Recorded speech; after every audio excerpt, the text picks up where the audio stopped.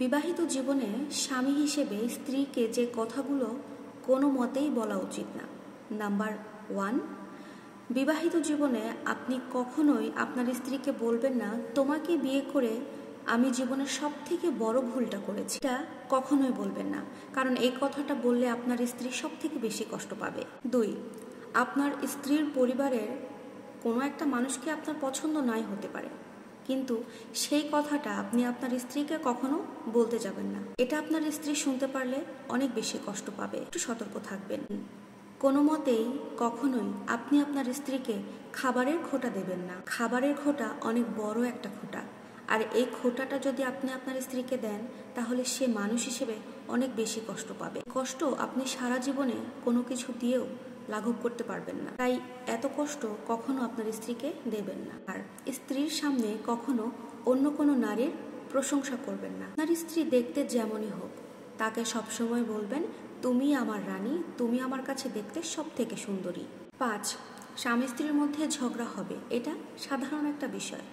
আপনার যদি ঝগড়া করতে ইচ্ছা করে আপনি ঝগড়া করবেন, কিন্তু কখনো ঝগড়ার মধ্যে গালাগালি করবেন না, বাজে ভাষা প্রয়োগ করবেন না। পুরুষ হিসেবে এটা কিন্তু অনেক খারাপ একটা দিক, বাজে ভাষা ব্যবহার করা বা গালাগালি করা। প্রকৃত পুরুষ কখনো তার স্ত্রীকে বকাপাদ্য করে না বা খারাপ ভাষা ব্যবহার করে না।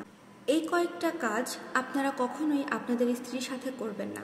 এগুলো না করলে দেখবেন আপনারা অনেক সুখে থাকতে পারবেন। আপনি স্বামী হিসেবে আপনার স্ত্রীকে ঠিক রাখতে পারবেন, তার জন্য কিছু করণীয় আপনাকে করতে হবে।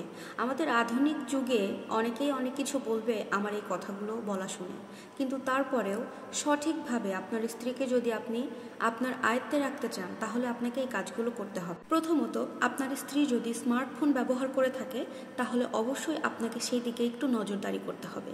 যেমন ধরুন, আপনার স্ত্রী মেসেঞ্জার ইউজ করছে, হোয়াটসঅ্যাপ ইউজ করছে, কাদের সাথে ফ্রেন্ডশিপ করছে ফেসবুকে, কাদের সাথে চ্যাটিং করছে, কখন কার সাথে কথা বলছে, সমস্ত কিছু আপনাকে নজরদারি করতে হবে। অন্ধবিশ্বাস হয়ে কখনো স্ত্রীকে স্মার্টফোন একেবারে ছেড়ে দেওয়া যাবে না। দ্বিতীয়ত, আপনি আপনার স্ত্রীকে কখনোই একা একা বাবার বাড়িতে যেতে দেবেন না, কিংবা একসাথে গেলেন, আপনি চলে আসলেন, আপনার স্ত্রীকে বাবার বাড়িতে রেখে আসলেন, এই কাজটা করবেন না।